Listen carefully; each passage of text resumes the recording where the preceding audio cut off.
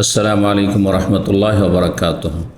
বিসমিল্লাহির রহমানির রহিম। আলহামদুলিল্লাহ ওয়াসসালাতু ওয়াসসালামু আলা রাসূলিল্লাহ ওয়া আলা আলিহি ওয়া সাহবিহি আজমাইন ওয়া বাদ। সম্মানিত শ্রোতা দর্শক মণ্ডলী, আল্লাহ রাব্বুল আলামিনের প্রশংসা এবং প্রিয় নবী সাল্লাল্লাহু আলাইহি সাল্লামের উপর সালাত ও সালামের পর আজ সোমবার 5ই জিলকাদা 1445 হিজরি মোতাবেক 13ই মে 2024 আমাদের সাপ্তাহিক প্রশ্নোত্তর পর্ব নম্বর 71। 10টি প্রশ্ন আমাদের কাছে রয়েছে, বিভিন্ন দেশ থেকে আসা। ইনশাআল্লাহ তাআলা সংক্ষেপে সেই প্রশ্নগুলির উত্তর দেওয়ার চেষ্টা করব। আল্লাহ রাব্বুল আলামিন আমাদেরকে সঠিক কথা বলার তৌফিক দান করেন এবং সে অনুযায়ী আমলের তৌফিক দান করেন। 1 নম্বর প্রশ্ন বলছেন, আসসালামু আলাইকুম শেখ। ওয়ালাইকুম আসসালাম রহমতুল্লাহ। একজন মহিলার 2 স্বামীর ঘরে 2টা মেয়ে আছে, ওই মেয়ে 2টিকে একসাথে বিয়ে করা যাবে কি না হারাম? আল্লাহ রাব্বুল আলামিন 2 বোনকে একত্রিত করা হারাম বলে ঘোষণা করেছেন সূরা নিসার আয়াত নম্বর 23। মহান আল্লাহ বলছেন, ওয়ান তাজমাউ বাইনাল উখতাইন। শুরু করেছেন আল্লাহ রাব্বুল আলামিন, হুররিমাত আলাইকুম উম্মাহাতুকুম, তোমাদের জন্য তোমাদের মায়েদেরকে হারাম করা হয়েছে।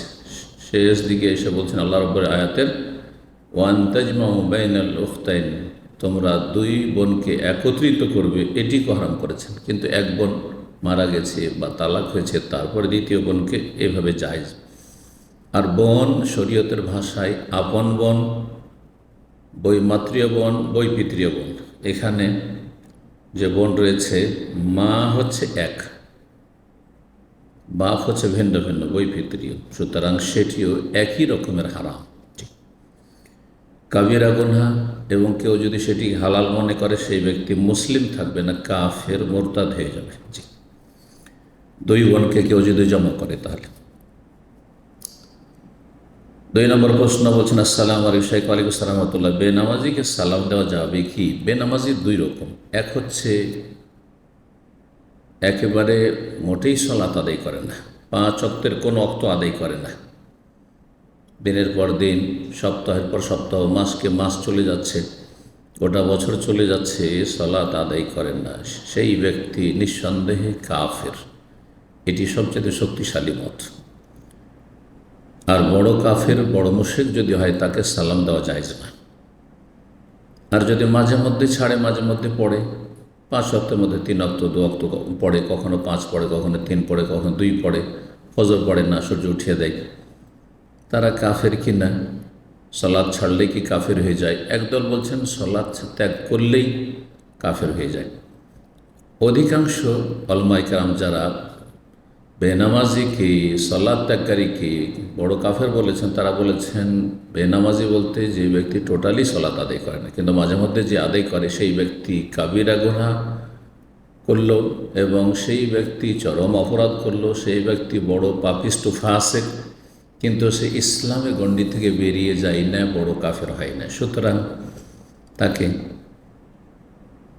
দিনের উদ্দেশ্যে সালাম দেওয়া যাবে, দিন ইসলামের গণ্ডি থেকে যেহেতু বেরিয়ে যায়নি। বিশেষ করে প্রতিবেশী যদি হয়, মাঝে মধ্যে সালাম পড়ে, মাঝে মধ্যে পড়ে না, প্রতিবেশীকে সালাম না দেন তো আরও বেশি শত্রুতা হবে। আত্মীয় হয়, একই সাথে কাজকর্ম করছেন, কলিগ, একই জায়গায় থাকছেন, তাহলে সালাম না দিলে সমাজে শত্রুতা বাড়বে এবং সম্পর্কের অবনতি ঘটবে। হয়তো আপনার পরিবারের বড় ধরনের ক্ষতিও করতে পারে। ইসলাম কথা বলে, নিজের ক্ষতি করো, লা দারারা ওয়ালা দিরার, নিজেরও ক্ষতি হতে দিও না, অন্যেরও ক্ষতি করিও না। আল্লাহ রাব্বুল আলামিন বেনামাজি মুসলিমদেরকে হেদায়েত দান করেন। অধিকাংশই বেনামাজি এই উম্মতের, যার ফলে উম্মতের দুর্দশার শেষ নেই। দিনের দিকে, মসজিদের দিকে, 5 ওয়াক্ত সালাতের দিকে যতক্ষণ না ফিরে আসবে এই জাতি, ততক্ষণ আল্লাহর এই আযাব উঠিয়ে নেবেন না। তওবা করে ফিরে আসার তৌফিক দান করুন। 3 নম্বর প্রশ্ন বলছেন, আসসালামু আলাইকুম শেখ। ওয়ালাইকুম আসসালাম রহমতুল্লাহ। সিয়াম অবস্থায় চোখে ড্রপ দিলে কি সিয়ামের ক্ষতি হবে? মুখমণ্ডলে 4টি ছিদ্র রয়েছে, মুখগহ্বর এবং নাক, আর চোখের ছিদ্র আর কানের ছিদ্র। দুটো ছিদ্রতে ড্রপ দিলে সিয়াম নষ্ট হয়ে যাবে। আর দুটো ছিদ্রতে ড্রপ দিলে সিয়াম নষ্ট হবে না। মুখের ভিতরে যদি কেউ ড্রপ দেয়, নাকে কেউ ড্রপ দেয়, তো সরাসরি চলে যাবে যেহেতু খাদ্যনালীতে। সুতরাং এই দুটো কাজ কেউ যদি করে, এই দুটোর একটা করে, তাহলে সিয়াম নষ্ট হয়ে যাবে, যেটি জায়েজ নয় সিয়াম অবস্থায়। কিন্তু চোখে ড্রপ দিলে তাতে সিয়াম নষ্ট হয় না, কানে ড্রপ দিলে তাতে রোজা নষ্ট হয় না। সুতরাং কানে চোখে প্রয়োজনে ড্রপ দিতে পারবে।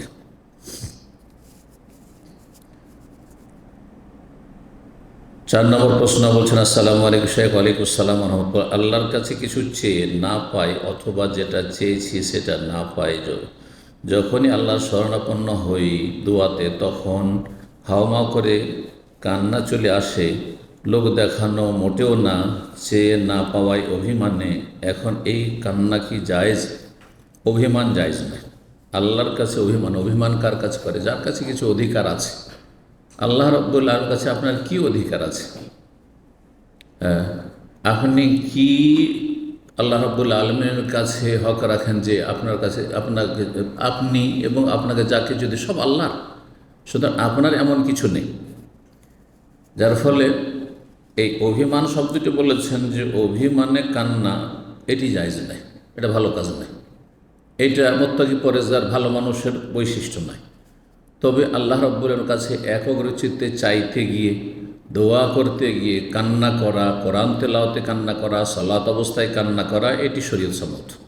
কোরআনে কারীমে রাসূলুল্লাহ সাল্লাল্লাহু আলাইহি ওয়াসাল্লাম হাদিসে এর প্রশংসা করা হয়েছে, খাররু সুজ্জাদান ওয়া বুকিয়া, তারা সিজদায় লুটিয়ে পড়ে কান্না অবস্থায়, কান্না করতে থাকে এবং সিজদায় লুটিয়ে পড়ে। এইভাবে দোয়া করে, উদউ রাব্বাকা তাদাররুআন ওয়া খুফিয়া, রবের কাছে দোয়া করো একগ্রচিত্তে এবং চুপিসারে।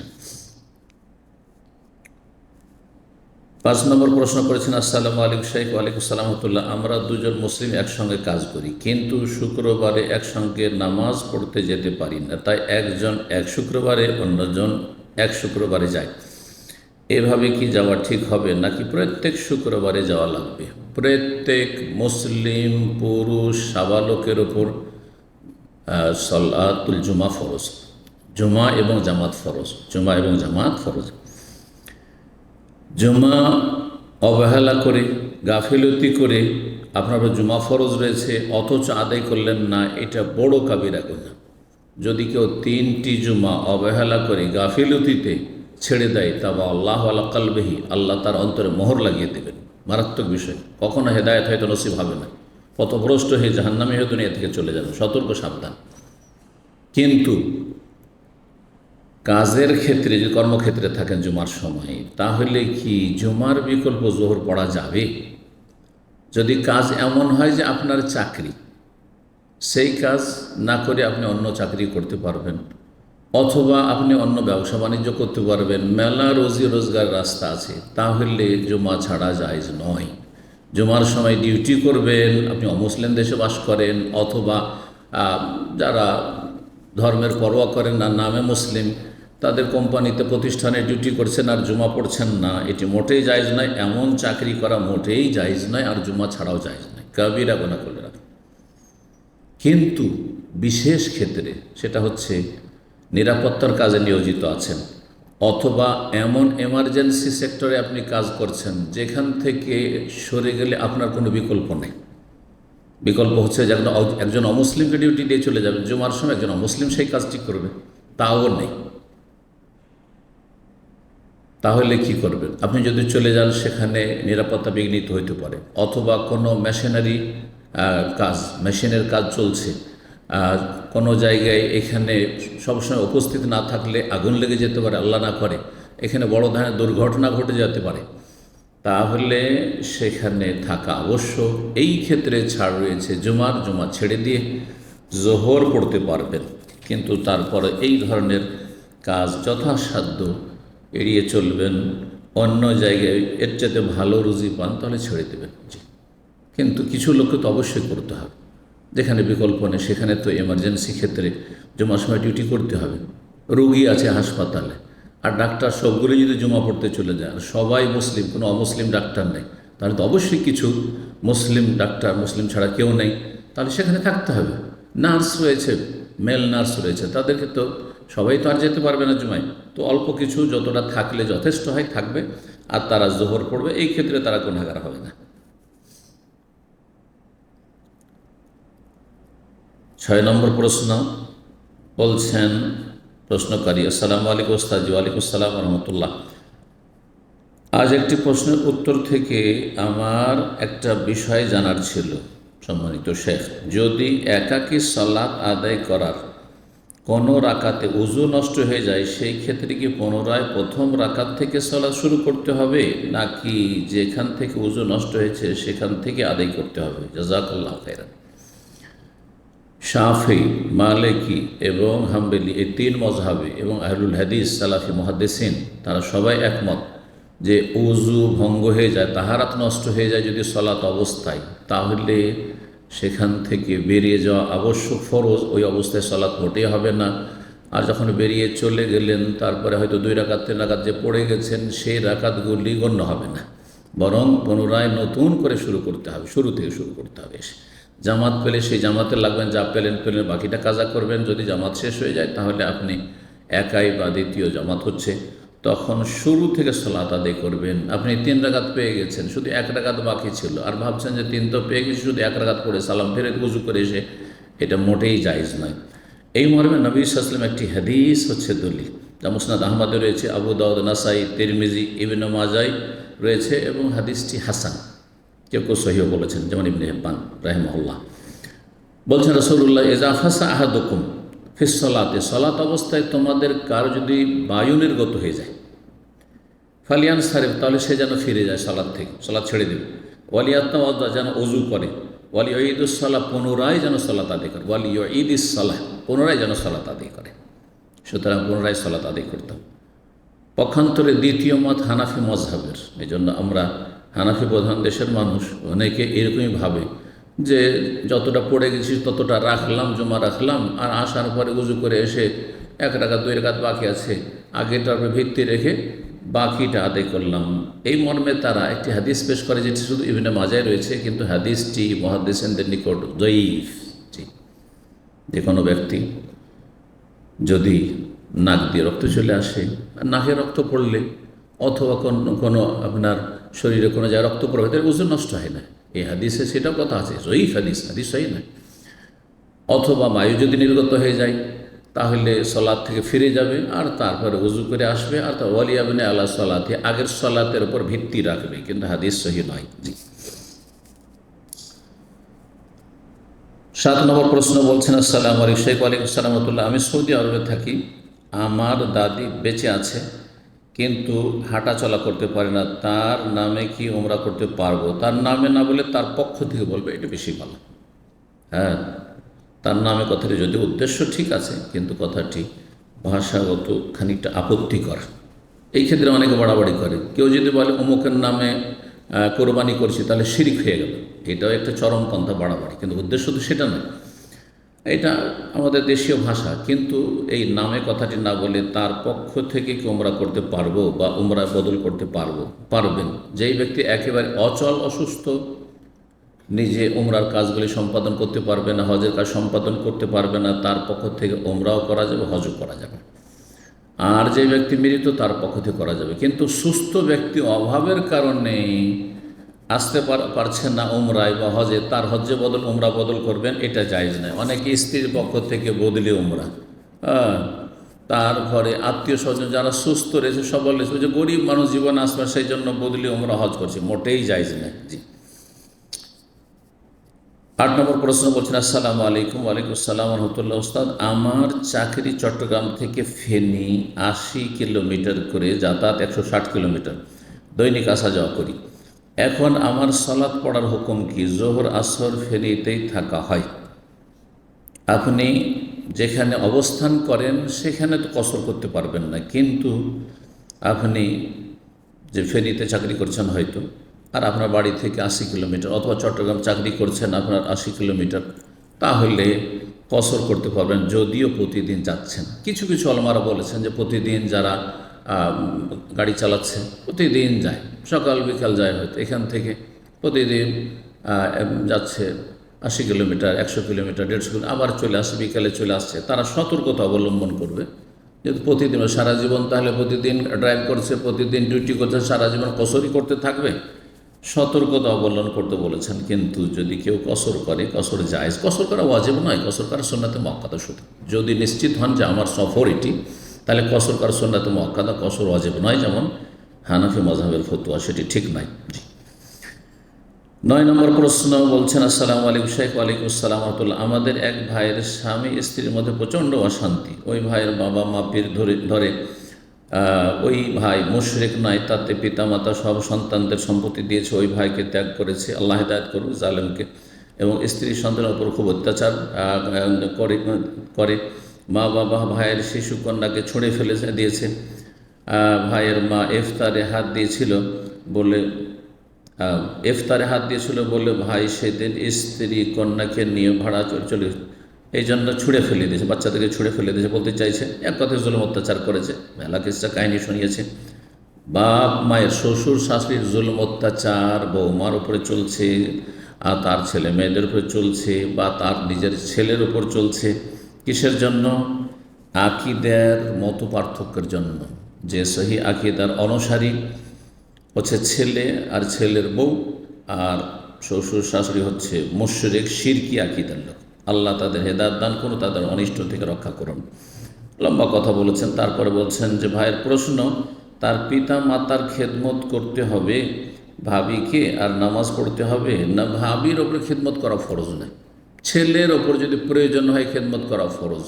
তবে সেখানে যদি দেখা যায় যে একসাথে থাকলে কলহ হচ্ছে, ঝগড়া বিবাদ হচ্ছে, দূরে থেকে খেদমত করবেন। একেবারে বাপ অচল হয়ে গেছে, মা অচল হয়ে গেছে, তাদের খেদমতের ব্যবস্থা করতে হবে। হয় নিজে খেদমত করতে হবে, আর না হলে কোনো একজন বোনকে রেখে খেদমত করাইতে হবে, না হলে একজন একটা কাজের মেয়েকে রেখে, আপনার মায়ের খেদমত করে একটা কাজের ছেলেকে রেখে আপনি বাবার খেদমত করবেন, অথবা সরাসরি আপনি খেদমত করবেন। কিন্তু আপনার স্ত্রীর ওপর শারীরিক খেদমত করা শ্বশুর শাশুড়ির ফরজ নয়। হ্যাঁ, পাকশাক করে দেওয়া, জয়েন্ট ফ্যামিলিতে একসাথে থাকলে, কাছে থাকা সম্ভব হলে, আর যদি ফিতনা ফাসাদ না হয়, ঝগড়া বিবাদ না হয়, তাহলে পাকশাক করে খাওয়াবে। এক শ্রেণী মহিলারা বলছে না, আমি শ্বশুর শাশুড়িকে পাক করে খাওয়াবো না। না, কেউ যদি শ্বশুর শাশুড়িকে পাক করে না খায় কোনো মহিলা, তাহলে তার স্বামী যদি ভালো মানুষ হয় কখনো সন্তুষ্ট হবে? কখনো সন্তুষ্ট হবে না। তবে এখানে প্রশ্নকারী প্রশ্ন করতে গিয়ে বলেছেন যে তার বাড়িতে ননদরা আসে, তাদের ছেলেমেয়েরা আসে, একটু কিছু হইলেই তারপরে গালাগালি করে, এই খাবার ভালো হয়নি, তো এই হয়নি, সেও হয়নি। এইগুলো দায়িত্ব নেই, এগুলো দায়িত্ব নেই যে ননদ আসবে, তার ছেলেমেয়েরা আসবে, দুলাভাই আসবে, 14 গোষ্ঠী আসবে, আর সবকে খাওয়াইতে হবে। না না না, মাঝে মধ্যে মেহমান এলো, সেটা আলাদা কথা। আর তারপরে তাদের অসৎ আচরণ আর জুলম অত্যাচার, এসব জায়েজ নয়, হারাম কাজ। সুতরাং দূরত্ব বজায় রাখবে, আর দূরে থেকে সদাচরণ বহাল রাখবে। জি। তারপরে বলছেন যে এইভাবে নামাজ পড়ে না। হ্যাঁ, বড় রোগ, সেই জন্য জুলমের শিকার। আল্লাহ তাকে শাস্তি দিয়েছে। বেনামাজি মহিলা, সহি আকিদার দাবিদার তার স্বামী, আর সে বেনামাজি মহিলা, এই মহিলাকে নিয়ে সংসার করাই যায় না। বলছে যে মহিলা নামাজ পড়ে না, ভাবিকে আর নামাজ পড়তে হবে। নামাজ না পড়লে মুসলমান থাকবেন, আর নামাজ না পড়লে তাকে রাখাও যায় না। সে যদি ওয়াদা করে যে আজকে থেকে সালাত শুরু করলাম, তাহলে রাখবে, আর না হলে বিদায় করে দিবে। তার বাবাও ভালো না, আর তার স্ত্রীও ভালো না। এই জন্য পারিবারিক আযাব, এগুলো পারিবারিক আযাব। আল্লাহ সকলকে হেদায়েত দান করুন। 10 নম্বর প্রশ্ন, সর্বশেষ প্রশ্ন বলছেন, আসসালামু আলাইকুম শেখ। ওয়ালাইকুম আসসালাম ওয়া রাহমাতুল্লাহ। যে ব্যক্তি হারাম খায়, তার বাড়িতে খাবার খেলে কি আমার দোয়া কবুলে সমস্যা হবে, অথবা আমার কি গুনাহ হবে? যদি পুরোটাই তার রুজি হারাম, অর্থাৎ সুদি কারবার ছাড়া তার অন্য কোনো ইনকাম সোর্স নেই, মদের ব্যবসা ছাড়া তার কোনো ইনকাম সোর্স নেই, যে কোনো হারাম ব্যবসা বাণিজ্য, হারাম লেনদেন ছাড়া তার কোনো আর ইনকাম সোর্স নেই। জমি জায়গাও নেই যে ফসল পানি আসছে সেখান থেকে, বিল্ডিংও নেই যে সেখান থেকে ঘর ভাড়া আসছে যেটা হালাল। যদি এমন হয় যে 100% কারো রুজি হারাম, তাহলে তার বাড়িতে জেনে শুনে খাওয়া যায় না। হ্যাঁ, খেলে গুনাহ হবে, তার বাড়িতে খেতে হবে না, তারপর সব রুজি তার হারাম। আর যদি আপনি এইরকম হারাম যে খাই পুরোপুরি, তার কাছে দাওয়াত খান, তাহলে আপনার দোয়া কবুল হতে সমস্যা হতে পারে। হ্যাঁ, দোয়া কবুল নাও হইতে পারে, কারণ আপনি হারাম খাচ্ছেন জেনে শুনে। তবে জানা নেই, আসল হচ্ছে একজন মুসলিম ভালোই খায়, হালাল খায়। এখন জরুরি নয় যে কোনো অজানা মুসলিমের বাড়ি যাচ্ছেন, গিয়ে প্রথম সন্ধান নেবে যে এই লোকের ইনকাম সোর্স কি, এ হালাল রোজগার করে না হারাম রোজগার করে, জিজ্ঞাসা করবেন যে আপনার বাড়িতে যে গোস্তটা এসছে কোত্থেকে এসছে, আর এই যে আপনার এইটা কোত্থেকে এসছে, আপনার রুজি হালাল না হারাম, কোথা থেকে খাওয়াচ্ছেন, এটা হারাম, এই রকম আচরণ হারাম, জিজ্ঞাসা হারাম। একটি ফিরকা রয়েছে, পথভ্রষ্ট ফিরকা, যারা নিজেদেরকে জামাতুল মুসলিমিন বলে, ভারত বাংলাদেশে অল্প সংখ্যক আছে, এরা নিজেদেরকে বলছে আমরা সব মুসলিম, বাস জামাতুল মুসলিমিন। এরা হচ্ছে চরমপন্থী, এটা খাওয়ারিজদের লক্ষণ, এটা খারিজিদের লক্ষণ, চরমপন্থী এরা। এদের মানহাজ হচ্ছে